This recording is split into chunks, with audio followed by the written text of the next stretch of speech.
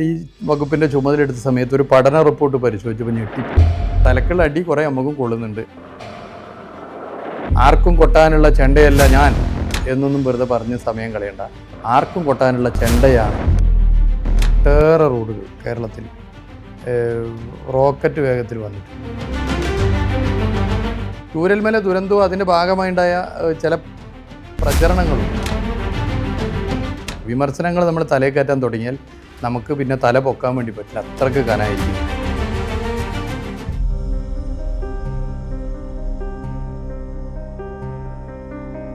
സംസ്ഥാനത്തിന്റെ ടൂറിസം പൊതുമരാമത്ത് മന്ത്രി ശ്രീ മുഹമ്മദ് റിയാസ് ഇപ്പോൾ നമുക്കൊപ്പം ചേരുകയാണ്. വിമർശനങ്ങൾക്ക് മറുപടി പറയുമ്പോൾ പോലും ഒരു ചെറിയ ചിരി മുഖത്ത് സൂക്ഷിക്കുന്ന നേതാവാണ് അദ്ദേഹം. അപ്പോൾ വിമർശനങ്ങളോട് പുതിയ പദ്ധതികളെക്കുറിച്ച് അദ്ദേഹത്തിന് വൺ ഇന്ത്യയോട് എന്താണ് പറയാനുള്ളതെന്ന് നമുക്കൊന്ന് കേൾക്കാം. നമസ്കാരം മിസ്റ്റർ. നമസ്കാരം. ഞങ്ങൾക്കൊപ്പം ചേർന്നതിൽ വളരെ സന്തോഷം. ഓക്കെ. ആദ്യം പറഞ്ഞിരുന്നത് ടൂറിസം രംഗത്ത് നമ്മൾ മത്സരിക്കുന്നത് മറ്റ് രാജ്യങ്ങളുമായിട്ടാണെന്നാണ്, അല്ലാണ്ട് മറ്റ് സംസ്ഥാനങ്ങളൊന്നുമായിട്ടൊന്നുമല്ല.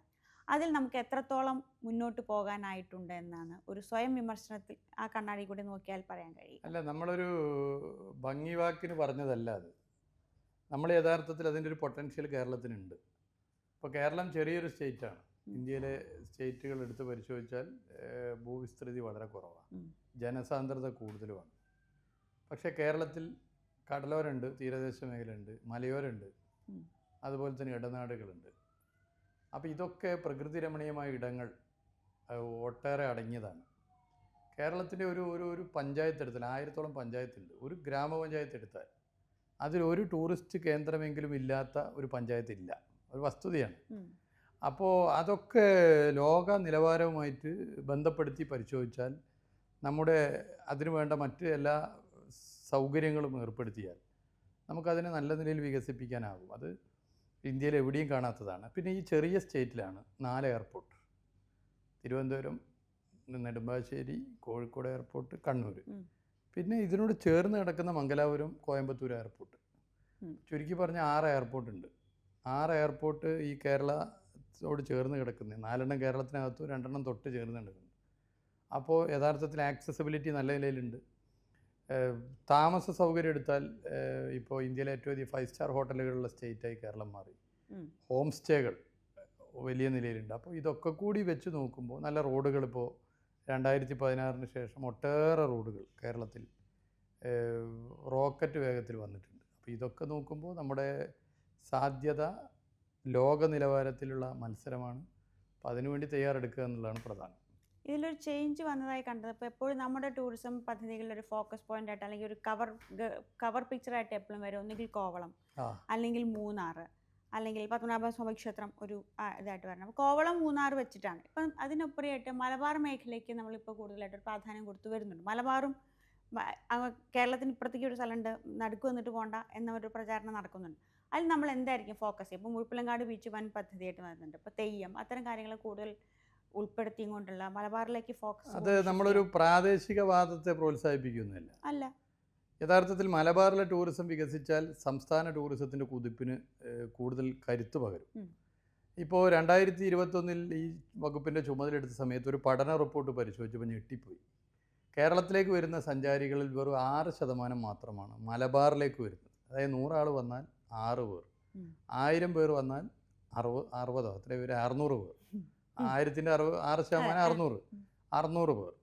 തൃശ്ശൂർ മുതൽ കാസർഗോഡ് വരെയുള്ള ജില്ലകൾ, അവിടെ ഒട്ടേറെ ടൂറിസ്റ്റ് കേന്ദ്രങ്ങളുണ്ട്. അപ്പോൾ എന്തുകൊണ്ട് അവിടേക്ക് ആൾ വരുന്നില്ല? ഒന്ന് പ്രശ്നം നമ്മുടെ താമസ സൗകര്യങ്ങളുടെ കുറവാണ്. അപ്പോൾ അതിന് PWD റെസ്റ്റ് ഹൗസുകളിൽ ഓൺലൈൻ ബുക്കിംഗ് വന്നു. ഈ 2021 നവംബർ 1 കേരളപ്പിറവി ദിനം മുതൽ ഓൺലൈൻ ബുക്കിംഗ് ആരംഭിച്ച് ഇന്ന് വരെ 25 കോടി രൂപയുടെ അധിക വരുമാനം വന്നു. ലക്ഷക്കണക്കിന് ആളുകൾ ഇപ്പോൾ മൊബൈൽ റൂം ബുക്ക് ചെയ്ത് PWD റെസ്റ്റ് ഹൗസുകൾ ഓപ്റ്റ് ചെയ്യാൻ തുടങ്ങി. അതിൽ വലിയൊരു പെർസെൻറ്റേജ് ടൂറിസ്റ്റുകളാണ്. അതിൽ വലിയധികം റൂം പോയിട്ടുള്ളത് മലബാറിലെ PWD റെസ്റ്റ് ഹൗസുകളിലാണ്. നമ്മൾ എടുത്ത് പരിശോധിച്ചാൽ കാണാൻ വേണ്ടി പറ്റും. 5 സ്റ്റാർ ഹോട്ടലുകളുടെ കാര്യം ഞാൻ പറഞ്ഞു. മലബാറിലെ കാസർഗോഡ് ജില്ലയിലെ ഉദുമ ഗ്രാമപഞ്ചായത്തിൽ 3 5 സ്റ്റാർ ഹോട്ടൽ, ഒരു പഞ്ചായത്തിൽ 3 5 സ്റ്റാർ ഹോട്ടൽ. അപ്പോൾ ഗവൺമെൻറ് ഒരു ഫെസിലിറ്റേറ്ററായി നിന്നുകൊണ്ട് ഇത്തരം സംരംഭങ്ങൾക്ക് എല്ലാ സൗകര്യവും ചെയ്തു കൊടുത്തു. ഞങ്ങൾ ടൂറിസം ഇൻവെസ്റ്റേഴ്സ് മീറ്റ് സംഘടിപ്പിച്ചു. പബ്ലിക് പ്രൈവറ്റ് പാർട്ടിസിപ്പേഷനെ പ്രോത്സാഹിപ്പിച്ചു. പിന്നെ റോഡുകൾ എടുത്ത് പരിശോധിച്ചാൽ നമുക്ക് കാണാൻ വേണ്ടി സാധിക്കും. ഇപ്പോൾ NH 66 അത് നല്ല നിലയിൽ പൂർത്തീകരിക്കപ്പെട്ടു പോകുന്നു. വേഗത്തിൽ നമുക്കെത്താം, മണിക്കൂറുകളോളം സമയം ലാഭിക്കാൻ പറ്റുന്നു. പുതിയ പാലങ്ങൾ, പുതിയ റോഡുകൾ. 2016 LDF സർക്കാർ വന്നതിന് ശേഷം കിഫ്ബി പദ്ധതിയിലൂടെ ഒട്ടേറെ പാലങ്ങൾ, റോഡുകളൊക്കെ വന്നു. അപ്പോൾ ഇത് പെട്ടെന്ന് മലബാറിലേക്ക് എത്തിപ്പെടാൻ സൗകര്യമാവുന്ന സ്ഥിതി വന്നു. നേരത്തെ അങ്ങനെയല്ല. ഇതൊരു വലിയ ചേഞ്ചാണ്. ഈ ചേഞ്ച് നമുക്ക് പൊതുവെ അനുകൂലമായി. പിന്നെ മലബാറിൽ ടൂറിസ്റ്റ് കേന്ദ്രങ്ങൾ നിങ്ങൾ നേരത്തെ പറഞ്ഞ മുഴപ്പിലങ്ങാട് ബീച്ചായാലും ബേക്കലായാലും ബേപ്പൂർ മറീനയായാലും തുടങ്ങി നിരവധി, ഞാൻ ഓരോന്നോരോന്ന് പറയുന്നില്ല, മലബാറിലെ പ്രധാനപ്പെട്ട ടൂറിസ്റ്റ് കേന്ദ്രങ്ങളെ പിക്ക് ചെയ്തു. അവിടെ പ്രത്യേക പരിപാടികൾ സംഘടിപ്പിച്ചു. ഇപ്പോൾ ചാമ്പ്യൻസ് ബോട്ട് ലീഗ് വള്ളംകളി ലോകം അറിയുന്നൊരു മത്സരമാണ്. അത് നേരത്തെ എറണാകുളം വരെയുള്ളൂ, അല്ലെങ്കിൽ തൃശ്ശൂരിൻ്റെ ഒരു ചെറിയ ഭാഗമുള്ളൂ. ഇപ്പോൾ അത് മലബാറിലേക്ക് വന്നു. അത് എക്സ്റ്റെൻഡ് ചെയ്ത് കണ്ണൂർ വരെ എത്തി. ഇനി കാസർഗോട്ടേക്കും വരാൻ പോകുന്നു. അപ്പോൾ അതൊരു പാൻ കേരള ബോട്ട് ഫെസ്റ്റിവലായി മാറി, ബോട്ട് ലീഗായി മാറി. അപ്പോൾ അതൊക്കെ മലബാർ ടൂറിസത്തെ നല്ല നിലയിൽ ഗവൺമെൻറ് പ്രോത്സാഹിപ്പിക്കുന്നു എന്നുള്ള ഒരു പ്രതീതി ഉണ്ടായി.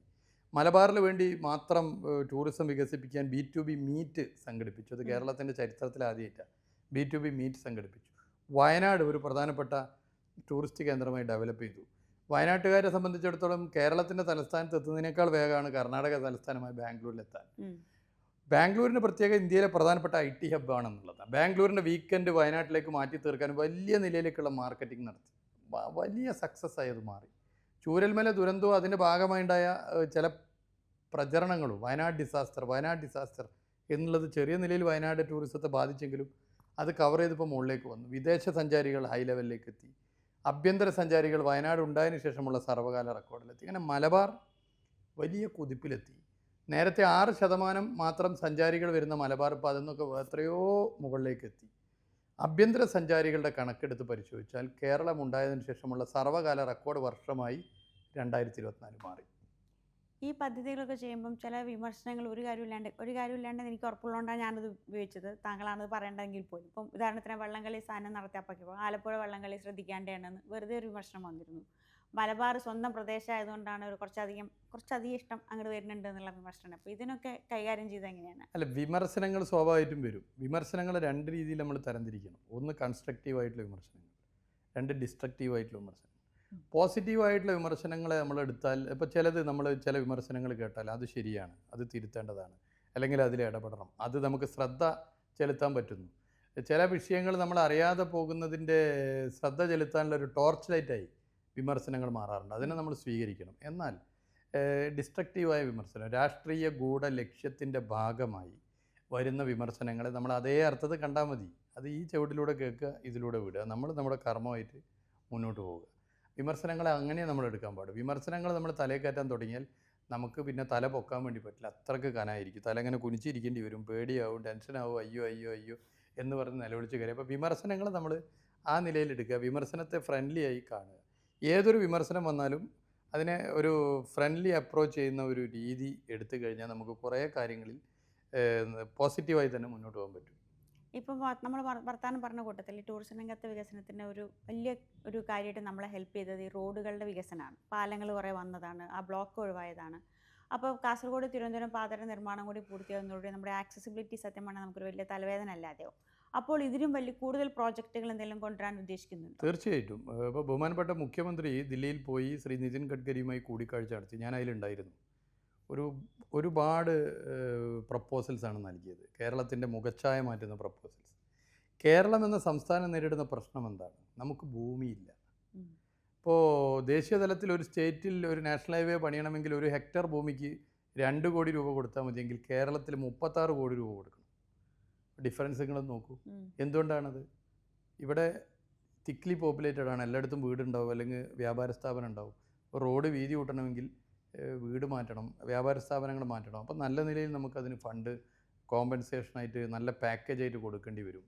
അപ്പോൾ അങ്ങനെയുള്ള കുറേ പ്രശ്നങ്ങൾ ഇവിടെയുണ്ട്.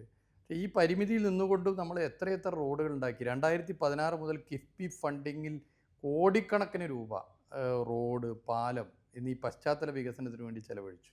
അതിന് മാറ്റം പൊതുവെ കാണുന്നുണ്ട്. നമ്മുടെ രാജ്യത്തെ ഏറ്റവും ഉയർന്ന ഗുണനിലവാരം ഉറപ്പുവരുത്താവുന്ന നിർമ്മാണ രീതിയാണ് BMMBC റോഡ് ഉണ്ടായിക്കഴിഞ്ഞാൽ ഒരു 8 കൊല്ലത്തേക്ക് ഒരു കുഴപ്പമുണ്ടാവില്ല. പക്ഷേ ചിലവ് കൂടുതലാണ്. 1 കിലോമീറ്റർ BMMBC റോഡിന് ഏകദേശം 50 ലക്ഷം രൂപ അധികമാണ് ചിപ്പിംഗ് കാർപ്പറ്റ് റോഡ് നിർമ്മാണത്തേക്കാൾ. പക്ഷേ നമ്മുടെ ഈ ഗവൺമെൻറ് വന്നപ്പോൾ 5 കൊല്ലം കൊണ്ട് 50% റോഡുകൾ BMMBC ആക്കണം, PWDയുടേത് എന്ന് തീരുമാനിച്ചു. അതായത് 15,000 കിലോമീറ്റർ, 30,000-ഓളം കിലോമീറ്റർ റോഡാണ് ഉള്ളത്. അതിന് 50% 15,000 കിലോമീറ്റർ. ഇപ്പം നമ്മൾ ഈ 4 വർഷത്തിലെത്തിക്കുമ്പോൾ ഒരു 6 മാസം മുമ്പ് 3.5 വർഷമായപ്പോൾ 50% അച്ചീവ് ചെയ്തു. ഇപ്പോൾ ഏകദേശം 60% ആയി. കേരളത്തിലെ PWD റോഡുകളിൽ 60% BMNBC റോഡുകളായി. ഇപ്പോൾ കേരളം നേരിടുന്ന റോഡുകൾ PWD റോഡുകളുമായി ബന്ധപ്പെട്ട പ്രശ്നം, ചിലത് പദ്ധതി പ്രവർത്തനം നടക്കുന്ന റോഡുകൾ, ചിലത് വാട്ടർ അതോറിറ്റിയുമായി ബന്ധപ്പെട്ട് കുടിവെള്ളത്തിന് വേണ്ടി കീറുന്ന പ്രശ്നങ്ങൾ, ഇങ്ങനെയുള്ള പ്രശ്നമേ ഉള്ളൂ. റോഡുകൾ മികച്ച റോഡുകളായി മാറിയിട്ടുണ്ട്. പിന്നെ റോഡുകളുടെ പരിപാലനത്തിന് റണ്ണിങ് കോൺട്രാക്റ്റ് കൊണ്ടുവന്നു. ജനങ്ങൾക്ക് സുതാര്യത ഉറപ്പുവരുത്തി. ജനങ്ങൾ കാഴ്ചക്കാരല്ല കാവൽക്കാരാണെന്ന് എഴുതി വെച്ച നീല ബോർഡും പച്ച ബോർഡും പരിപാലന കാലാവധിയും റണ്ണിങ് കോൺട്രാക്റ്റും ആർക്കാണ് ഇതിൻ്റെ കരാറെന്നും ഈ റോഡിന് എന്തെങ്കിലും കുഴപ്പമുണ്ടെങ്കിൽ അവരപ്പം തന്നെ അത് പരിഹരിക്കണമെന്നും ജനത്തെ ബോധ്യപ്പെടുത്താനായി. ഇതൊക്കെ തന്നെ കേരളത്തിൻ്റെ റോഡുകൾ മികച്ചതാക്കി മാറ്റുന്നതിന് സഹായകരമായി മാറിയിട്ടുണ്ട്. അത് ഇനിയും നമുക്ക് ശക്തിപ്പെടുത്താൻ പറ്റും. ഇന്ത്യയിൽ ആദ്യമായി ഒരു സ്റ്റേറ്റ് PWD റോഡുകളിൽ 100% BMNBC ആക്കാൻ വേണ്ടി പോകുന്നത് കേരളമായിരിക്കും. ഇതിൻ്റെ ഇടയ്ക്ക് വന്ന അല്ലെങ്കിൽ ഒരു കുഴപ്പം, അല്ലെങ്കിൽ ഒരു ബ്ലാക്ക് മാർക്ക്, അല്ലെങ്കിൽ ഒരു ചെറിയ തലവേദന എന്ന് പറയുന്നത് സത്യം പറഞ്ഞാൽ നമ്മുടെ ദേശീയപാത നിർമ്മാണത്തിലുണ്ടായ കുഴപ്പം കാണിച്ചിട്ടുള്ള പ്രശ്നമാണ്. ദേശീയപാത അതോറിറ്റിയാണ് അതിനകത്ത് കേന്ദ്രം നടപടി എടുക്കുകയൊക്കെ ചെയ്തെങ്കിലും അതിനകത്തൊരു അതിനകത്ത് നമ്മൾ ആദ്യം പണി പൂർത്തിയാക്കിയതിൻ്റെ ഒരു ക്രെഡിറ്റ് എടുക്കാൻ നമ്മൾ ചെന്നുകൊണ്ടുണ്ടായ ഗുലുമാലാണ് എന്ന് തോന്നിയിട്ടുണ്ടോ? ഒരിക്കലുമില്ല. നമ്മൾ ചെയ്യേണ്ടതേ ചെയ്തിട്ടുള്ളൂ. അത് നാഷണൽ ഹൈവേ അതോറിറ്റി ഓഫ് ഇന്ത്യയും കേന്ദ്രമന്ത്രി ശ്രീ നിതിൻ ഗഡ്കരിയൊക്കെ എപ്പോഴും പറയുന്നതാണ്. ഇന്ത്യയിലെ ഏതൊരു സ്റ്റേറ്റിനും മാതൃകയാണ് കേരള സംസ്ഥാന ഗവൺമെൻറ് ദേശീയപാത നിർമ്മാണവുമായി ബന്ധപ്പെട്ട് എന്നാണ് അവരുടെയൊക്കെ വാക്കുകൾ. ഇന്ത്യയുടെ ചരിത്രത്തിൽ ആദ്യമായി ദേശീയപാത നിർമ്മാണത്തിന് പണം ചെലവഴിച്ചത് സംസ്ഥാന ഗവൺമെൻറ്. 100-200 കോടിയല്ല, 5,600 കോടി. യൂട്ടിലിറ്റി ഷിഫ്റ്റിംഗ് ഉൾപ്പെടെയുള്ള പ്രശ്നങ്ങൾ പരിഹരിക്കാൻ വേണ്ടി മാസാമാസം റിവ്യൂ യോഗങ്ങൾ, 2 ആഴ്ച കൂടുമ്പോൾ റിവ്യൂ യോഗങ്ങൾ മുഖ്യമന്ത്രി പങ്കെടുത്തും പൊതുമരാമത്ത് വകുപ്പ് മന്ത്രി പങ്കെടുത്തും ഒക്കെ നടത്തുന്ന ഏക സ്റ്റേറ്റ് കേരളമാണ്. ബാക്കിയുള്ളിടത്ത് സഹകരണം കിട്ടുന്നില്ല എന്നാണ് പലരുടെയും പ്രശ്നം. ഇവിടെ ആ നിലയിൽ ഒരു കോർഡിനേഷൻ ഉണ്ടായി. ഇത് എടുത്തു പറഞ്ഞില്ലേ ശ്രീ നിതിൻ ഗഡ്കരിയും നാഷണൽ ഹൈവേ അതോറിറ്റി ഓഫ് ഇന്ത്യയുടെ ഉത്തരവാദിത്തപ്പെട്ട സ്ഥാനത്തിരിക്കുന്നവരും. അത് സ്റ്റേറ്റ് ഗവൺമെൻറ് ജനങ്ങളോടുള്ള പ്രതിബദ്ധതയും വികസനത്തോടുള്ള താല്പര്യവും കാഴ്ചപ്പാടുമാണ്. ദൗർഭാഗ്യകരമായൊരു സംഭവം ഉണ്ടായി. ആ സംഭവം ഉണ്ടായി, അത് പരിഹരിക്കാൻ അവർ ഇടപെടുന്നു. പക്ഷേ അവിടെ ജനങ്ങൾ ആഗ്രഹിക്കുന്ന എന്താണ്? സുരക്ഷിതത്വം ഉറപ്പുവരുത്തുന്ന റോഡുകൾ വേണം. നിർമ്മാണം അങ്ങനെയാണ്. 2, സമയബന്ധിതമായി പ്രവൃത്തി പൂർത്തീകരിക്കണം. ഷെഡ്യൂൾ ഇട്ടിട്ടുണ്ടല്ലോ ഓരോ പ്രവൃത്തിക്ക്, ആ ഷെഡ്യൂൾ പ്രകാരം പൂർത്തീകരിക്കണം. ഇത് രണ്ടുമാണ് ജനം ആഗ്രഹിക്കുന്നത്. എന്നാൽ ഇനി പണിയൊന്നും നടക്കണ്ട, ഇതാകെ മുടക്കിക്കളയാം എന്ന കാഴ്ചപ്പാടിനോട് കേരളത്തിലെ ജനങ്ങൾ യോജിക്കുന്നില്ല. റോഡ് പ്രവൃത്തി നടക്കണം, പക്ഷേ സുരക്ഷിതത്വം ഉറപ്പുവരുത്തണം, സമയബന്ധിതമായി പ്രവൃത്തി പൂർത്തീകരിക്കണം. ഇതാണ് ജനം ആഗ്രഹിക്കുന്നത്. കേരളത്തിൽ 2-ൽ 1 വാഹനമുണ്ട്. ഇന്ത്യയിലെ ഏറ്റവും അധികം വാഹനപ്പെരുപ്പമുള്ള നാടാണ്. ഇപ്പോൾ പണിമുടക്ക് ഇപ്പോൾ കഴിഞ്ഞല്ലോ. വാഹനങ്ങൾ കേരളത്തിൽ കൈവശമുള്ളവർ മുഴുവൻ ഇന്ന ദിവസം റോട്ടിലിറക്കണം എന്ന് തീരുമാനിച്ച് കേരളത്തിലുള്ള വാഹനങ്ങൾ മുഴുവൻ ഒറ്റ ദിവസം റോട്ടിലിറങ്ങിയാൽ 1 ഇഞ്ച് മുന്നോട്ട് പോകാൻ പറ്റുമോ? ഇല്ലല്ലോ. ഇപ്പോൾ ഒരു ദിവസം ഒരു 30% വണ്ടി ഇറങ്ങും, ചൊവ്വാഴ്ച ഒരു 40% വണ്ടി ഇറങ്ങും, ബുധനാഴ്ച ഒരു 20% വണ്ടി ഇറങ്ങും, വ്യാഴാഴ്ച ഒരു 30%. ഇങ്ങനെ വണ്ടി ഇങ്ങനെയല്ലേ ഇറങ്ങുന്നുള്ളൂ. ഞായറാഴ്ചയാകുമ്പോൾ അവധി ദിവസം കുറേയേറെ വണ്ടി ഇറങ്ങുന്നു. ചിലർ സർക്കാർ ജീവനക്കാർ പുറത്തും പോകുന്നില്ല. ഇതൊക്കെ കൂടി ഒരു ദിവസം ഇറങ്ങിയാൽ കേരളം സ്തംഭിക്കും. ഒരു അടിമുക്ക് മുന്നോട്ട് പോകാൻ വേണ്ടി പറ്റില്ല. ശരിയല്ലേ? പ്രശ്നമാണ്. പിന്നെ നമ്മൾ വണ്ടി നിർത്തിയിട്ട് ആര്യ സിനിമയിലെ മോഹൻലാൽ മറ്റേ കാറിൻ്റെ മുകളിൽ കൂടി ഓടി പോയി വില്ലനെ കൊല്ലുന്നില്ല, അതേപോലെ നടന്നുകൊണ്ടി വരും. അങ്ങനെയുള്ള കേരളത്തിൽ ഇത്തരത്തിലുള്ള സാഹചര്യങ്ങൾ നമ്മൾ മനസ്സിലാക്കിക്കൊണ്ട് പുതിയ റോഡുകൾ, നല്ല വീതിയുള്ള ഡിസൈൻഡ് ആയിട്ടുള്ള റോഡുകൾ വരേണ്ടത് നാടിൻ്റെ ആവശ്യമാണ്. അതാണ് ഇപ്പോൾ നമ്മളെല്ലാവരും കൂടി ചേർന്ന് നടത്തുന്നത്. ഇപ്പോൾ കുറച്ച് പഴയ സംഭവമാണ്. എന്നാൽ കോവളത്തെ ഫുട്പാത്ത് ഡെൻമാർക്കിൽ നിന്ന് വന്ന അന്ന എന്ന പേര് ആ സംഭവം, അങ്ങനത്തെ ചെറിയ അപവാദങ്ങൾ ഉണ്ടാവുന്നതിനെ പരിഹരിക്കാനായിട്ട് എന്തെങ്കിലും ചെയ്യാണോ? അതോ അത് അതിൻ്റെ ചെറിയ കുഴപ്പങ്ങൾ ഉണ്ടാവും, അത് പരിഹരിച്ചു പോകാം എന്ന മട്ടിലെടുക്കുകയാണോ? കുഴപ്പങ്ങൾ പരിഹരിക്കണം. അത് ചെറുതായാലും വലുതായാലും കുഴപ്പമാണ്. അതിനെ നമ്മൾ ചെറുതായി കാണരുത്. ഒരു സിംഗിൾ ഇഷ്യൂ പോലും ഉണ്ടാകാൻ വേണ്ടി പാടില്ല. എന്നാൽ നമ്മൾ വിവാദങ്ങൾ അനാവശ്യമായി സൃഷ്ടിക്കുന്ന ഈ വിഷയമല്ല ഞാൻ പറഞ്ഞത്. പൊതുവേ വിവാദങ്ങൾ സൃഷ്ടിച്ച് പോകുന്നത് നാടിനും ഗുണമാണോ എന്ന ഒരു ആത്മപരിശോധന പൊതുവേ നമ്മൾ നടത്തണം. അനാവശ്യ വിവാദങ്ങൾ ഉണ്ടാക്കി കേരളം എന്തോ കുഴപ്പം പിടിച്ച നാടാണ്, ഇവിടെയാകെ പ്രശ്നമാണെന്ന് വന്നാൽ ഒരു പുതിയ സഞ്ചാരി ഇങ്ങോട്ട് വരില്ല. സോഷ്യൽ മീഡിയ നോക്കിയാൽ, യൂട്യൂബോ മറ്റേ ഗൂഗിളൊക്കെ സെർച്ച് ചെയ്ത് കഴിഞ്ഞാൽ കേരളം അതെന്തോ കുഴപ്പം പിടിച്ച നാടാണെന്ന് തോന്നി ആരും വരില്ല. നമ്മൾ പോവോ പുറത്തൊരു സ്ഥലത്ത്? പോയില്ല. അപ്പോൾ നെഗറ്റീവായിട്ടുള്ള ന്യൂസ് സ്പ്രെഡിങ്, അനാവശ്യമായിട്ടുള്ള വിവാദങ്ങൾ ഇവ ഒഴിവാക്കണം. അത് നമ്മുടെ നാടിന് വേണ്ടിയാണ്. ടൂറിസ്റ്റുകൾ വരുന്നതിനനുസരിച്ച് നമ്മുടെ നാട് അഭിവൃദ്ധിപ്പെടും. സാമൂഹികവും സാംസ്കാരികവും സാമ്പത്തികമായി അഭിവൃദ്ധിപ്പെടും. അത് നാട്ടിലെ എല്ലാ ജനങ്ങൾക്കും കൂടാണ്, സാധാരണ മനുഷ്യർക്ക് കൂടാണ്. നെല്ലിക്ക കച്ചവടം നടത്തുന്നവർ, കടല വിൽക്കുന്നവർ, ഓട്ടോറിക്ഷ ഓടിക്കുന്നവർ, ബസ് ഓടിക്കുന്നവർ, ചെറിയ ലോഡ്ജ് നടത്തുന്നവർ, ഹോം സ്റ്റേ നടത്തുന്നവർ മുതൽ 5 സ്റ്റാർ ഹോട്ടൽ റിസോർട്ട് നടത്തുന്നവർക്ക് വരെ ടൂറിസ്റ്റുകൾ കൂടുതൽ വന്നാൽ ഗുണമല്ലേ? അത് നാടിനാ ഗുണമല്ലേ? അപ്പോൾ വിവാദം ഉണ്ടാക്കിയ നമ്മുടെ കഞ്ഞി എന്താ മണ്ണ് വാരിയിടുന്നതിന് തുല്യ. അപ്പോൾ അത് പൊതുവെ എല്ലാവരും ശ്രദ്ധിക്കണം. അതിന് ഇത് പറഞ്ഞു വന്നപ്പോഴാണ് ഇപ്പോൾ മലബാർ ടൂറിസത്തിക്കാൻ വേണ്ടി ഒരിക്കൽ കൂടി വന്നാൽ ഇപ്പോൾ മലബാറിൻ്റെ ഫുട്ബോൾ സ്നേഹം, പാട്ട് സ്നേഹം, ഗസൽ സ്നേഹം, പിന്നെ ഫുഡിനോട് മൊത്തത്തിൽ രസികന്മാരാണല്ലോ ഇത്തരം കാര്യങ്ങളിൽ പൊതുവെ മലബാറുകാർ. അപ്പോൾ ഇത്തരം എലിമെന്റ്സും കൂടി ചേർത്തിട്ടുള്ള എന്തെങ്കിലും പ്രോജക്റ്റുകൾ കൂടി നമ്മൾ ആലോചിക്കുന്നുണ്ട്. ഫുട്ബോൾ, മ്യൂസിക്, നമ്മളത് നോക്കുന്നുണ്ട്. ഒരു ഫുഡ് മ്യൂസിയം മലബാറിൽ കൊണ്ടുവരാനുള്ള ശ്രമം നടത്തുന്നുണ്ട്. ഇപ്പോൾ ഭക്ഷണം കേരളത്തിൽ ഓരോ സ്ഥലങ്ങളിലും വ്യത്യസ്തമായ വെറൈറ്റി ഫുഡുണ്ട്. കാസർഗോഡ് മുതൽ തിരുവനന്തപുരം വരെ എടുത്താൽ നമുക്കറിയാം ഇന്ന സ്ഥലത്ത് ഇന്നതാണ് പ്രത്യേകത. മലബാർ എടുത്തു കഴിഞ്ഞാൽ മലബാറിൻ്റെതായ ചില പ്രത്യേകതകളുണ്ട്. അപ്പോൾ തിരുവനന്തപുരത്തും കൊല്ലത്തൊക്കെ ഉള്ളതുപോലെ മലബാറിൻ്റെതായ പ്രത്യേകതയുണ്ട്. മലബാറിലെ ജനങ്ങൾ ആതിഥേയ മര്യാദയുള്ളവരാണ്. എല്ലാവരെയും ഭക്ഷണം കഴിപ്പിക്കും. ഇപ്പോൾ കോഴിക്കോട്ടൊക്കെ ചില ഹോട്ടലുകൾ രാവിലെ പോയാൽ ബിരിയാണി ഉണ്ടാവും. കേരളത്തിലെവിടെ രാവിലെ ബിരിയാണി കഴിക്കുന്ന മനുഷ്യന്മാർ. അതാണ് കോഴിക്കോട്ടിൻ്റെ പ്രത്യേകത. രാവിലെ 9 മണിക്ക് 10 മണിക്കൊക്കെ ബിരിയാണി കഴിക്കുന്നുണ്ട്. ബിരിയാണി ഹോട്ടലിൽ കിട്ടും. മറ്റ് ജില്ലകളിൽ എടുത്തു കഴിഞ്ഞാൽ ഹോട്ടലിൽ ബിരിയാണി ആവണമെങ്കിൽ ഒരു 11:30 മണിയൊക്കെ ആവും. കോഴിക്കോട് രാവിലെ മുതലേ ഉണ്ടാക്കുന്നുണ്ട്. അപ്പോൾ ഭക്ഷണത്തോടുള്ള വലിയ താല്പര്യം പൊതുവേ ഉണ്ട്. വെറൈറ്റി ഫുഡ് മലബാറിലുണ്ട്. ഇതൊക്കെ നമുക്ക് സഞ്ചാരികളെ ആകർഷിക്കാൻ എങ്ങനെ ഷോക്കേസ് ചെയ്യാൻ പറ്റും അത് ആലോചിക്കണം. ഫുഡ് മ്യൂസിയം പോലുള്ള അല്ലെങ്കിൽ ഫുഡ് ഫെസ്റ്റിവൽസ്, ഫുഡ് സ്ട്രീറ്റുകൾ, ഇതൊക്കെ നമുക്ക് ഭാവിയിൽ കൊണ്ടുവരണം. ഇപ്പോൾ കോഴിക്കോട് ബീച്ചുമാരി രാത്രി സജീവമാകുന്ന ബീച്ച് കേരളത്തിൽ വളരെ കുറവാണ്. ഇപ്പോൾ 24/7 അതാണ്, രാത്രിയാണ് ഏറ്റവും രസം. അപ്പം അത്ര എലിമെന്റ്സ് നമുക്ക് കൂടുതൽ ഇതാക്കാൻ പറ്റില്ലേ? കോഴിക്കോട് ബീച്ചിൻ്റെ പ്രത്യേകത ഒരു സ്ത്രീ അല്ലെങ്കിൽ ഒരു പുരുഷൻ അല്ലെങ്കിൽ ഒരു കുട്ടി ഒക്കെ ഒറ്റയ്ക്ക് പോയി രാത്രി 1 മണിക്ക് ഇരിക്കാൻ വരുന്ന ബീച്ചാണ് കോഴിക്കോട് ബീച്ച്. ഫാമിലി ആയിട്ട് ആളുകൾ ഇരിക്കുന്ന ബീച്ചാണ്. സുഹൃത്തുക്കളായിട്ട് ആളുകൾ ഇരിക്കുന്ന ബീച്ചാണ്. ജോലി കഴിഞ്ഞ് എല്ലാവരും ബീച്ചിൽ വരികയാണ്. നിങ്ങളൊരു 1 മണിക്ക് അതിലേ പോയി നോക്കുക, ബീച്ചിൽ ഒരുപാട് ആളെ കാണാം. അത് കേരളത്തിൽ എവിടെയും കാണാത്തൊരു വൈബ് ആ ബീച്ചിന് രാത്രിയുണ്ട്. മറ്റ് ബീച്ചുകളൊക്കെ വൈബ് ഉണ്ട്, പക്ഷേ രാത്രിയാകുമ്പോൾ തീരും. ഇവിടെ ഒരു 1 മണിക്ക് 2 മണിക്കൊക്കെ ആളാണ്. അവിടെ അതിനനുസരിച്ച് തട്ടുകടകളുണ്ട്, ഫുഡ് സ്ട്രീറ്റുകൾ. അപ്പോൾ അതൊക്കെ കോർപ്പറേഷൻ അതൊക്കെ ഉണ്ട്. നെല്ലിക്ക, മാങ്ങ തുടങ്ങിയ എല്ലാ സാധനമുണ്ട്. അപ്പോൾ അതിനെ എങ്ങനെ നമുക്ക് കൂടുതൽ സഞ്ചാരികളെ ആകർഷിക്കുന്നില്ലേക്ക് മാറ്റി തീർക്കാനാകുന്നുള്ള പരിശോധന നമ്മൾ നടത്തണം. അപ്പോൾ അതിൻ്റെ കൂടെ ചിലപ്പം ഒറ്റയ്ക്ക് ചെന്നിരുന്നാൽ ആർക്ക് വേണമെങ്കിൽ ചെന്നിരിക്കാം. അപ്പം ഈ ഇത്തരം ടൂറിസ്റ്റ് സ്ത്രീകൾക്ക് കൂടുതൽ പ്രാധാന്യം നൽകുന്ന, സ്ത്രീകളുടെ പങ്കാളിത്തം കൂട്ടുന്ന ഒരു നയത്തെക്കുറിച്ചൊക്കെ സംസാരിച്ചിരുന്നു.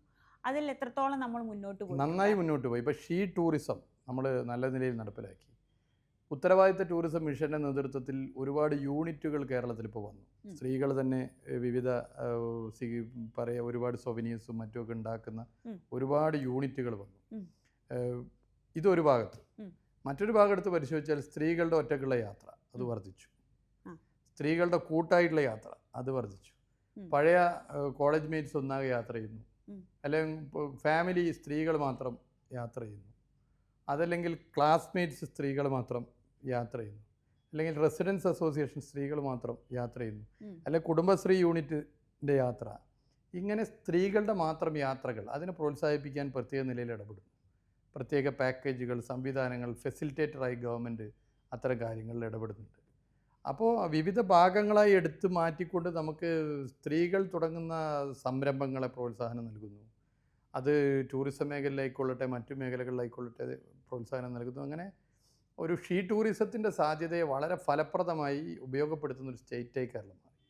ഞാൻ പറഞ്ഞപ്പം ഈ ടൂറിസം മേഖലയിൽ നേരിട്ടും അല്ലാണ്ടെയും പങ്കെടുക്കുന്ന സ്ത്രീകളുടെ എണ്ണം ശരിക്കും കൂടുതലാണ്. ഇപ്പോൾ ഹോം സ്റ്റേകളൊക്കെ നോക്കിയാൽ എൻ്റെ പിന്നിൽ സ്ത്രീകൾ ഒരുപാടുണ്ട്.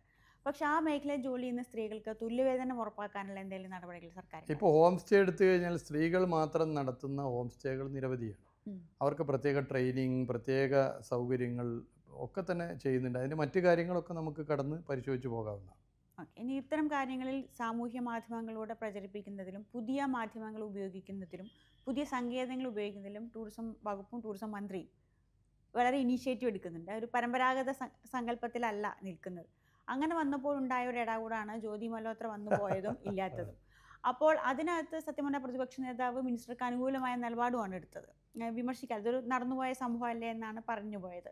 ഇത്തരം സംഭവങ്ങൾ ആവർത്തിക്കാതിരിക്കാൻ, അതായത് ജ്യോതി മൽഹോത്രയെ പോലെയുള്ള പിന്നീട് ഇടാകൂടമാകുന്ന എന്തെങ്കിലും ആളുകളുടെ സാന്നിധ്യം ഉണ്ടാവാതിരിക്കാൻ നമ്മൾ ഇനി എന്താണ് നോക്കുക? അല്ല, ഇതിൽ നമ്മൾ ഇതുവരെ എന്താണോ ചെയ്തത് അത് തന്നെ ചെയ്യാൻ പറ്റും. ഇത് എത്രയോ കാലമായിട്ട് ടൂറിസത്തിൻ്റെ ഇത് സോക്കോൾഡ് ഏജൻസികളുണ്ട്, തിരഞ്ഞെടുക്കപ്പെട്ട ഏജൻസികൾ. അവരാണ് ബ്ലോഗർമാരെ കൊണ്ടുവരുന്നത്. ബ്ലോഗർമാരെ കേരളത്തിൽ ആദ്യമായിട്ട് കൊണ്ടുവരുന്നില്ല, വർഷങ്ങളായിട്ട് ബ്ലോഗർമാരെ കൊണ്ടുവരുന്നുണ്ട്. അവർ പല സ്ഥലങ്ങളും ചെയ്തു പോകുന്നുണ്ട്. ബ്ലോഗർമാരെ കൊണ്ടുവരുന്ന ഏക സ്റ്റേറ്റും കേരളമല്ല. ബ്ലോഗർമാരെ കൊണ്ടുവരുന്ന ഒട്ടുമിക്ക സ്റ്റേറ്റ് ടൂറിസം വികസിപ്പിക്കണം എന്ന് ആഗ്രഹിക്കുന്നവർ ആ നാട്ടിലെ ദൃശ്യങ്ങൾ പുറത്ത് കാണാൻ ആഗ്രഹിക്കും. അതിൻ്റെ ഭാഗമായിട്ട് ഇൻഫ്ലുവൻസേഴ്സിനെ ബ്ലോഗർമാരെ കൊണ്ടുവരും. അവരെ എങ്ങനെ തിരഞ്ഞെടുക്കുന്നു? ആ തിരഞ്ഞെടുക്കുന്ന രീതി പുതിയതാണോ ഇത്തവണ അല്ല, എത്രയോ കാലമായിട്ടുള്ള രീതിയാണ്. ആ കാലമായിട്ടുള്ള രീതിയാണ് പാലിച്ചിട്ടുള്ളത്. ഇതിൽ എക്സ് ഓർ വൈ ആരെങ്കിലും എന്തെങ്കിലും കുഴപ്പമുള്ളവരാണ് എന്നുണ്ടെങ്കിൽ വിവരം കിട്ടിയാൽ ഇവിടെ വേണ്ടാന്ന് പറയാൻ സംവിധാനങ്ങളുണ്ട്. അങ്ങനത്തെ ഒരു വിവരം ആർക്കും ഇല്ല. രണ്ട്, ഈ പറയുന്ന കക്ഷി പിന്നീട് കുറച്ച് മാസങ്ങൾക്ക് ശേഷം നടന്നൊരു സംഭവത്തിലാണ് അവർ അറസ്റ്റ് ചെയ്യപ്പെടുന്നത്. അപ്പോൾ ഇപ്പോഴേ നമുക്ക് ഇങ്ങനെ വരുന്ന ഓരോരുത്തരും, ഇപ്പോൾ ഇവർ മാത്രമല്ല, ഇപ്പോഴും പല ബ്ലോഗർമാരും കേരളത്തിൽ വരുന്നുണ്ട്. ഇവരൊക്കെ നാളെ എന്തെങ്കിലും സംഭവവുമായി ബന്ധപ്പെട്ട് പ്രശ്നത്തിൽ പെട്ടുപോകുമെന്ന് നമുക്കിപ്പോൾ കാണാൻ വേണ്ടി പറ്റില്ല. അതൊരു വിഷയം. രണ്ട്, ഇനി അങ്ങനെ പെട്ടുപോയ ആരെങ്കിലും വരുന്നുണ്ടെങ്കിൽ അതിൻ്റെ ഭാഗമായിട്ട് അന്വേഷണം, അതിൻ്റെ റിപ്പോർട്ടൊക്കെ നൽകേണ്ടത് കേന്ദ്ര ഏജൻസികളാണ്. കേന്ദ്ര ഏജൻസി പറയുന്നത് ഇങ്ങനെ ഒരാൾ നിങ്ങൾ കൊണ്ടുവരാൻ പോകുന്നുണ്ട്, കുഴപ്പമെന്ന് പറഞ്ഞാൽ ഇവിടെ ആരും കൊണ്ടുവരുമോ? ആരും കൊണ്ടുവരില്ല. അപ്പോൾ അത്തരം വിവരങ്ങളുണ്ടെങ്കിൽ തീർച്ചയായിട്ടും അറിയും. ഇതിൽ ജനങ്ങളെ സംബന്ധിച്ചിടത്തോളം ഇത് കൃത്യമായൊരു കാര്യങ്ങൾ അറിയാം. അനാവശ്യ വിവാദമാണെന്നറിയാം. ഇത് മറ്റ് ചില ധ്രുവീകരണങ്ങൾ സൃഷ്ടിക്കാനുള്ള ശ്രമമാണെന്നറിയാം. അങ്ങനെ ജനവികാരം ഈ തെറ്റായ പ്രചരണത്തിനെതിരായിരുന്നു. അത് മനസ്സിലാക്കിക്കൊണ്ട് പ്രതിപക്ഷ നേതാവ് ജനവികാരത്തിന് മുമ്പിലുണ്ട് നിന്നു എന്ന് മാത്രം.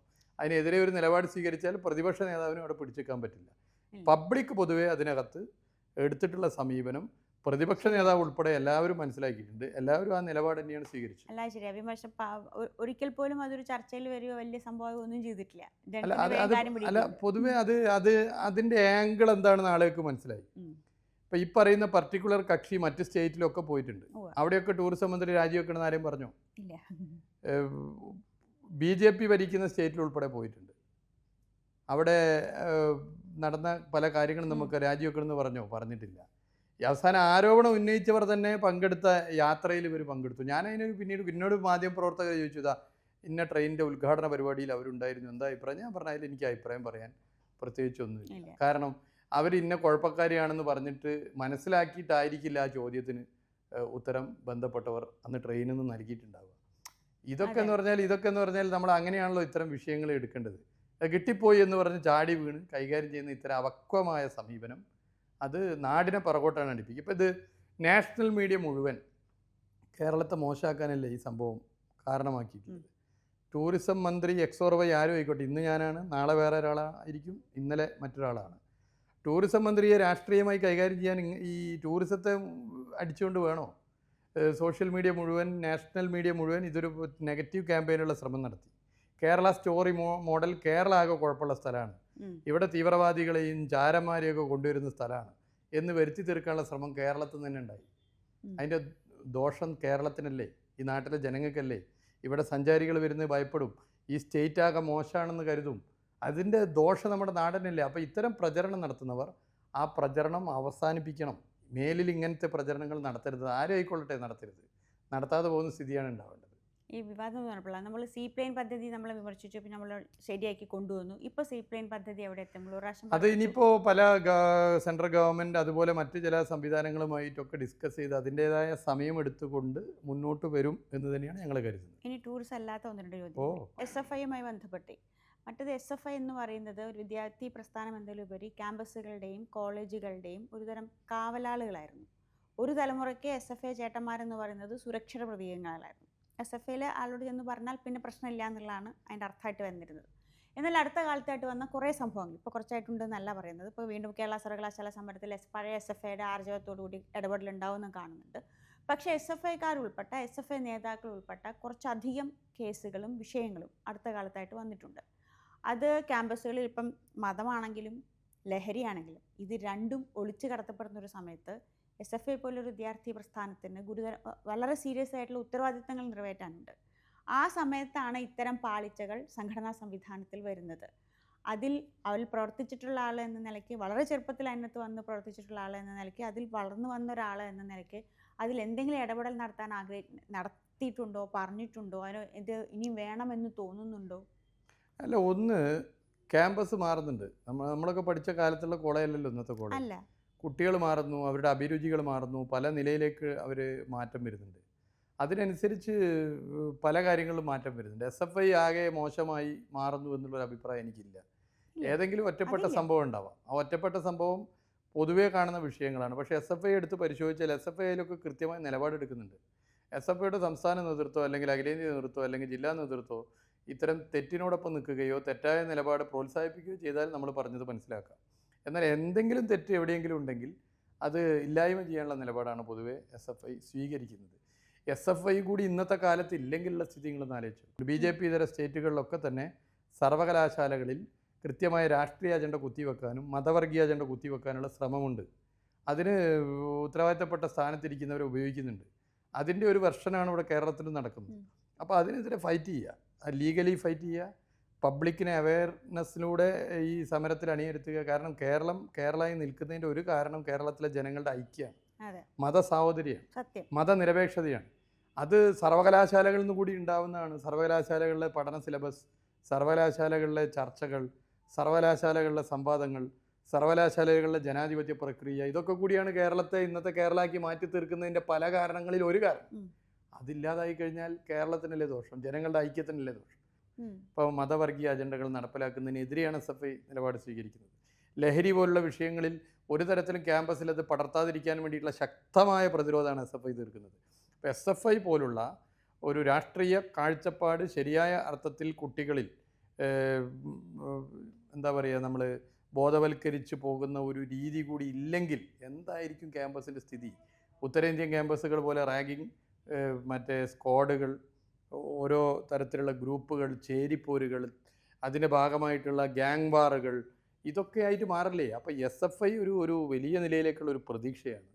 SFIക്കെതിരെ വരുന്ന ഇത്തരം ആശയപ്രചരണം പോലും ഇന്നത്തെ ഈ തെറ്റായ പ്രവണതയെ വളർത്താനേ സഹായിക്കും, അത് ഇല്ലാതാക്കാനല്ല സഹായിക്കുക. അപ്പോൾ SFI ശക്തിപ്പെടുത്തുക. എവിടെയെങ്കിലും എന്തെങ്കിലും പോരായ്മ എവിടെയെങ്കിലും ഉണ്ടെങ്കിൽ ആ പോരായ്മ തിരുത്താൻ SFI നേതൃത്വം സജ്ജമാണ്. SFI നേതൃത്വം നല്ല രാഷ്ട്രീയ ബോധത്തോടു കൂടിയാണ് ഇടപെടുന്നത്. ഇപ്പോൾ തന്നെ നോക്കുക, SFIയുടെ സ്റ്റേറ്റ് സെക്രട്ടറി സഞ്ജീവിനെയും സ്റ്റേറ്റ് പ്രസിഡന്റ് ശിവപ്രസാദിനെയും സമ്മേളനം കഴിഞ്ഞ് കുറച്ച് കാലമായിട്ടുള്ളൂ, പക്ഷേ സമൂഹം അറിയാം, രണ്ടുപേരെയും മനസ്സിലാക്കുന്നു. അവർ രണ്ടുപേരും ഡിബേറ്റുകൾ പങ്കെടുക്കുമ്പോഴും പ്രക്ഷോഭത്തിൽ പങ്കെടുക്കുമ്പോഴും കാണിക്കുന്ന പ്രായത്തേക്കാൾ വലിയ പക്വത അത് ജനം പൊതുവെ അംഗീകരിക്കുന്നുണ്ട്, സ്വീകരിക്കുന്നുണ്ട്. SFI എന്നുള്ളത് ഒരു പ്രതീക്ഷ തന്നെയാണ്, ഒരു സംശയം. ആ പ്രതീക്ഷയ്ക്ക് വന്നപ്പം DYFI ആണെങ്കിൽ SFI ആണെങ്കിൽ നാട്ടിലെ പൊതുപരിപാടികളിൽ എന്ന് വെച്ചാൽ പാർട്ടിയുമായി ബന്ധപ്പെട്ട പരിപാടികളല്ലാതെ തന്നെ പങ്കാളിത്തം കൂട്ടി വരുന്നുണ്ട്. വളരെ നല്ല കാര്യമാണ്. അല്ലെങ്കിൽ അതിൻ്റെ ഉള്ളിൽ വരുന്ന മറ്റ് സാമുദായിക വർഗീയ ശക്തികളെ നേരിടാനുള്ള ഒരു നല്ല ഇടപെടലാണ്. ആ ഇടപെടൽ ഇനിയും കൂടുമോ എന്താണ്? അല്ല, ഇപ്പോൾ SFIൻ്റെ പ്രത്യേകത എന്താ? ഇപ്പം എന്നെപ്പോലെ ഒരു ഇടതുപക്ഷ രാഷ്ട്രീയത്തോട് അത്രത്തോളം ആഭിമുഖ്യമില്ലാത്ത കുടുംബത്തിൽ നിന്നും ഇന്ന് ഇടതുപക്ഷ പ്രസ്ഥാനത്തിൻ്റെ പ്രവർത്തകനായി മാറിയാൻ കാരണമായിട്ടുള്ളത് SFI ആണ്. ഇതുപോലെ എത്രയോ ലക്ഷക്കണക്കിന് ആളുകളുണ്ട്. കേരളം എടുത്തു കഴിഞ്ഞാൽ 10,000ങ്ങളാണ് ഇങ്ങനെ വന്നിട്ടുള്ളത്. രാഷ്ട്രീയ കുടുംബം സാഹചര്യം ആയിട്ട് വന്നവരൊന്നുമല്ല, പലരും SFIയിലൂടെ വന്ന് പിന്നെ വരുന്ന എത്ര ആളുകൾ നമുക്ക് കാണാൻ വേണ്ടി പറ്റും. അപ്പോൾ SFI യഥാർത്ഥത്തിൽ കേരളത്തിൻ്റെ സാമൂഹിക പ്രവർത്തനത്തിലേക്ക് ആളുകളെ റിക്രൂട്ട് ചെയ്യുന്ന ഒരു ഏജൻസി കൂടിയാണ്, അങ്ങനെ നമ്മൾ പരിശോധിച്ച് കഴിഞ്ഞാൽ. അപ്പോൾ അങ്ങനെ നമ്മൾ എടുത്തു കഴിഞ്ഞാൽ കാണാമല്ലോ. ഇപ്പോൾ അത് രാഷ്ട്രീയ രംഗത്ത് മാത്രമല്ല, ഇപ്പോൾ ഡോക്ടർമാരെടുത്താൽ പഴയ SFIക്കാരുണ്ട്, മാധ്യമരംഗത്ത് പഴയ SFIക്കാരുണ്ട്, അഭിഭാഷകരിൽ പഴയ SFIക്കാരുണ്ട്, സയൻറ്റിസ്റ്റുകളിൽ പഴയ SFIക്കാരുണ്ട്. അവരൊക്കെ അവിടെ ജോലി ചെയ്യുമ്പോൾ, അവിടെ പ്രവർത്തിക്കുമ്പോൾ SFI അവരെ പഠിപ്പിച്ച കാര്യങ്ങൾ, പുരോഗമനപരമായ ആശയങ്ങൾ നടപ്പിലാക്കാൻ വേണ്ടിയിട്ടുള്ള ശ്രമം നടത്തുന്നു. നാടിൻ്റെ സ്വാതന്ത്ര്യത്തിന് വേണ്ടി അവർ ശബ്ദിക്കുന്നു, അവർക്ക് പറ്റുന്നത് പോലെ അവർ നിലപാടെടുക്കുന്നു. നാടിൻ്റെ ജനാധിപത്യം നിലനിൽക്കണമെന്ന് ആഗ്രഹിച്ചുകൊണ്ട് അവർ ഇടപെടുന്നു. എല്ലാവർക്കും നീതി ലഭിക്കണമെന്നുള്ള ഒരു സോഷ്യലിസ്റ്റ് കാഴ്ചപ്പാടോടുകൂടി അവർ ഇടപെടുന്നു. അതൊക്കെയാണ് അതിൻ്റെ പ്രത്യേകത. അപ്പോൾ അങ്ങനെ നമ്മളെടുത്ത് പരിശോധിക്കുമ്പോൾ SFIയുടെ സാധ്യത ഇനി അനന്തമാണ്. SFIക്ക് മരണമില്ല എന്നുള്ളത് തന്നെയാണ് അതിൻ്റെ പ്രത്യേകത. അപ്പോൾ എന്താ വെച്ചാൽ സിനിമയിലാണെങ്കിലും ഒക്കെ ആണെങ്കിലും ബിസിനസ്സിലാണെങ്കിലും കുടുംബത്തെ കാരണവന്മാരുമായിട്ട് ബന്ധമുണ്ടെങ്കിൽ എപ്പോഴും അത് നന്നായി ജോലി ചെയ്താൽ അത് അവരുടെ സഹായം കൊണ്ട്, നന്നായി ജോലി ചെയ്തില്ലെങ്കിൽ അത് അവർ സംരക്ഷിക്കുന്നുണ്ട്. ഇങ്ങനെയാണ്. ഇപ്പം ദുൽഖർ നന്നായി അഭിനയിച്ചില്ലേ, മമ്മൂട്ടിയുടെ മോനായിട്ട് എന്താ കാര്യം അഭിനയിച്ചില്ല എന്ന് ചോദിക്കും. നന്നായി അഭിനയിച്ചാൽ മമ്മൂട്ടിയുടെ മോനല്ലേ, റോൾ ഇട്ടില്ലെന്ന് ചോദിക്കും. അങ്ങനെ CMൻ്റെ മരുമകനായി പോയതുകൊണ്ട് ചെയ്യുന്ന കാര്യങ്ങൾക്ക് മുഴുവൻ അതിൻ്റെ പുറത്ത് ചുറ്റിക്കറങ്ങുന്നുണ്ടെന്ന് തോന്നിയിട്ടുണ്ടോ? അങ്ങനെ കാണുന്നില്ല വിഷയം. അത് പൊതുവേ സമൂഹം അറിയാം. ഇപ്പോൾ നിങ്ങൾ ദുൽഖറിൻ്റെയും മമ്മൂട്ടിൻ്റെയും ഉദാഹരണം പറഞ്ഞ പോലെയല്ല ഇത്. ദുൽഖർ നല്ല നടനാണ്. അത് മമ്മൂക്കയുടെ ഒരു സഹായം കൊണ്ടല്ല ദുൽഖർ അഭിനയിക്കുന്നത്. ദുൽഖർ ജനിച്ചത് മുതൽ മമ്മൂക്കയുടെ മകനാണ്. അപ്പം ഞാൻ എൻ്റെ രാഷ്ട്രീയ പ്രവർത്തനം എന്ന് തുടങ്ങിയാന്നുള്ളത് നമുക്കറിയാം. അപ്പോൾ ബന്ധം അതൊരു വസ്തുതയാണ്. 2020 മുതൽ അതൊരു കുടുംബ ബന്ധമാണ്, ഒരു യാഥാർത്ഥ്യമാണ്. പക്ഷേ ഞാൻ ജനിച്ചത് 2020 ജൂൺ മാസം 15-നല്ല എന്നുള്ളത് ആളുകൾക്കറിയാം. ഞാൻ 6ാം ക്ലാസ് പഠിക്കുമ്പോൾ, അതായത് വളരെ ചെറുപ്പത്തിൽ തന്നെ സഫയുടെ മെമ്പർഷിപ്പ് എടുക്കുകയല്ല, മാത്രമല്ല പ്രകടനത്തിൽ ഇറങ്ങുകയും പിന്നീട് വളരെ ചെറുപ്രായത്തിൽ യൂണിറ്റ് കമ്മിറ്റി മെമ്പറായിരുന്നു 7ാം ക്ലാസ്സിൽ. അത് സെക്രട്ടറി, പിന്നെ 8ാം ക്ലാസ്സിൽ പ്രസിഡന്റ്, 9ൽ സെക്രട്ടറി, അങ്ങനെ വന്നാണ്. മറ്റ് സ്വാഭാവികമായിട്ടും ചിലർ നടത്തുന്ന പ്രചരണം നമുക്ക് തിരിച്ചറിയാൻ വലിയ ബുദ്ധിമുട്ടില്ല. അതിലൊരു രാഷ്ട്രീയ അജണ്ടയുണ്ട്. ആ രാഷ്ട്രീയ അജണ്ട വളരെ വ്യക്തവും കൃത്യവുമാണ്. അനർഹമായി അല്ലെങ്കിൽ ന്യായമല്ലാത്ത നിലയിൽ കാര്യങ്ങൾ നടക്കുന്നു എന്ന് പ്രചരിപ്പിച്ചുകൊണ്ടൊരു വിശ്വാസ്യതയ്ക്ക് കോട്ടം തട്ടിക്കുക എന്നുള്ളതാണ് അതിൽ പ്രധാനം. ഇന്ന് ഇടതുപക്ഷ പ്രസ്ഥാനത്തെ നയിക്കുന്ന നേതൃത്വത്തിലെ പ്രധാനിയായ കേരളത്തിൻ്റെ മുഖ്യമന്ത്രി CPIMൻ്റെ പോളിറ്റ് ബ്യൂറോ മെമ്പറെ ആക്രമിച്ചാൽ മാത്രമേ കേരളത്തിലെ ഇടതുപക്ഷ പ്രസ്ഥാനത്തെ ദുർബലപ്പെടുത്താൻ വേണ്ടി പറ്റൂ. അതുകൊണ്ട് ഒരു മനുഷ്യനെ അടിച്ച് വീഴ്ത്തണമെങ്കിൽ തലക്കടിക്കണം. ആ അടിയാണ് അടിക്കുന്നത്. ആ തലക്കുള്ള അടി കുറേ നമുക്കും കൊള്ളുന്നുണ്ട് എന്നുള്ളതാണ്. അത് മനസ്സിലാക്കുക. ഈ അടിയുടെ പിന്നിലുള്ള രാഷ്ട്രീയം എന്ത് എന്ന് മനസ്സിലാക്കി കഴിഞ്ഞാൽ ഇതൊരു പ്രയാസകരമായ കാര്യമേ അല്ല. ഒക്കെ കേൾക്കുക, മിണ്ടാതിരിക്കുക, നമ്മൾ മുന്നോട്ട് ഇപ്പൊ പറഞ്ഞ തന്നെ കാര്യമുണ്ട്. ഇങ്ങനെ പറയുമ്പോഴേ നമ്മൾ 7ാം ക്ലാസ്സിൽ 8ാം ക്ലാസ്സിൽ തുടങ്ങിയൊരു പാരമ്പര്യത്തെ വിമർശകർ നല്ല സൗകര്യപൂർവ്വം മാറ്റി വെച്ചിട്ടാണ് ഈ വിമർശിക്കുന്നത്. അപ്പൊ അതിൽ വിഷമം തോന്നിയിട്ടുണ്ട് എപ്പോഴെങ്കിലും? അല്ല, വിഷമിച്ച് കഴിഞ്ഞാൽ വിഷമിക്കാനേ നേരം ഉണ്ടാവുള്ളൂ. നമ്മളുമായി ഒരു ബന്ധമില്ലാത്ത കാര്യങ്ങൾ, അല്ലെങ്കിൽ അസത്യ പ്രചരണങ്ങൾ, അല്ല ചരിത്രത്തെ വളച്ചൊടിക്കുന്ന സമീപനങ്ങൾ, അത് തുടർന്നുകൊണ്ടേയിരിക്കും. ഒരു സംശയമില്ല അതിൽ. അയ്യോ അങ്ങനെയല്ല, എങ്ങനെയാണ് എന്ന് പറഞ്ഞ് പോയിട്ട് ഇത് അറിയാതെ പറയുന്നവരല്ലല്ലോ പലരും, ബോധപൂർവം പറയുന്നവരാണല്ലോ. അപ്പോൾ അതിൽ നമ്മൾ ഒരു തരത്തിലും പ്രയാസപ്പെടേണ്ട. അതൊരു രാഷ്ട്രീയ സാഹചര്യത്തിൻ്റെ ഭാഗമായി രൂപപ്പെടുന്നതാണ് ഇത്തരം കാര്യങ്ങൾ എന്നുള്ളത് പൊതുവേ നമ്മൾ മനസ്സിലാക്കുക. അതിൻ്റെ ഭാഗമായിട്ട് പല അക്രമങ്ങളും അതിൻ്റെ ഭാഗമായിട്ട് സ്വാഭാവികമായിട്ടും ഉണ്ടാകുക. അത് നമ്മൾ അങ്ങനെ തന്നെ കാണുക എന്നുള്ളതാണ് അതിൽ പ്രധാനം. ആർക്കും കൊട്ടാനുള്ള ചെണ്ടയല്ല ഞാൻ എന്നൊന്നും വെറുതെ പറഞ്ഞ് സമയം കളയണ്ട. ആർക്കും കൊട്ടാനുള്ള ചെണ്ടയാണ് എന്ന് മനസ്സിലാക്കുക. ഈ രാഷ്ട്രീയ സാഹചര്യത്തിൽ ആരും കൊട്ടും, ആര് വന്നും കൊട്ടും. അത് കൊട്ടുന്നതിൻ്റെ പിന്നിലൊരു പൊളിറ്റിക്സ് ഉണ്ട് എന്ന് മനസ്സിലാക്കുക എന്ന് മാത്രം. അതിൽ നിരാശപ്പെട്ടിട്ടോ പ്രയാസപ്പെട്ടിട്ടോ ഇനി നിലവിളിച്ച് കരഞ്ഞിട്ടോ ഒരു കാര്യമില്ല. വളഞ്ഞിട്ടുള്ള അടിയായിരിക്കും വരിക. അത് എല്ലാ നിലയിലും ആയിരിക്കും. അത് നേരിടാൻ രാഷ്ട്രീയ ബോധമാണ് നമ്മുടെ മുമ്പിലുള്ള ഏറ്റവും വലിയ പ്രതിരോധം. മനസ്സിനെ ആ നിലയിൽ പാകപ്പെടുത്താൻ നമുക്ക് സാധിക്കുക രാഷ്ട്രീയ ബോധത്തിൻ്റെ ഭാഗമായിട്ടാണ്. ഇന്നതാണ് സാഹചര്യം, ഇന്നതാണ് രാഷ്ട്രീയ സാഹചര്യം, അതുകൊണ്ടാണ് ഇങ്ങനെ പറയുന്നത്. അത് തൽക്കാലം മനസ്സിലാക്കുക, കേൾക്കുക, ഇടപെടുക. പക്ഷെ നമുക്കുള്ള ആത്മവിശ്വാസം, ഒരു സംശയം വേണ്ട, ജനങ്ങളാണ്. ഇങ്ങനെയൊക്കെ ആരോപണം വരുമ്പോഴും ജനങ്ങൾ നമ്മളെ കാണുമ്പോൾ സമീപിക്കുന്നത് എങ്ങനെയാണ് എന്ന് നമുക്കറിയാലോ. നമ്മളൊക്കെ എല്ലാവരും ജനങ്ങൾ മരണ വീടുകളിലും കല്യാണ വീടുകളിലും ആഘോഷങ്ങളിലും ആൾക്കൂട്ടങ്ങളിലും ഒക്കെ ഇടപെടുന്നവരല്ലേ. അത് ദൈനംദിനം ഇടപെടുന്നവരാണല്ലോ. അങ്ങനെ ഇടപെടുമ്പോൾ ഈ പ്രചരണവും കുപ്രചരണവും ഒക്കെ നടക്കുന്ന സമയത്താണല്ലോ നമ്മൾ ഇടപെടുക.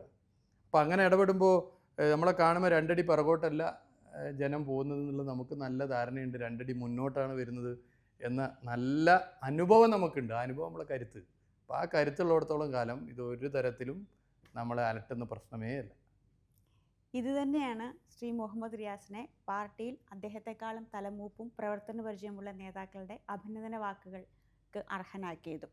വിമർശനങ്ങൾ കേൾക്കും, വേണ്ടതിന് മറുപടി പറയും, ഇല്ലാത്തത് വിട്ടുകളയും, അവനവൻ്റെ ജോലി ചെയ്യും. ശ്രീ മുഹമ്മദ് റിയാസ്, വളരെ നന്ദി.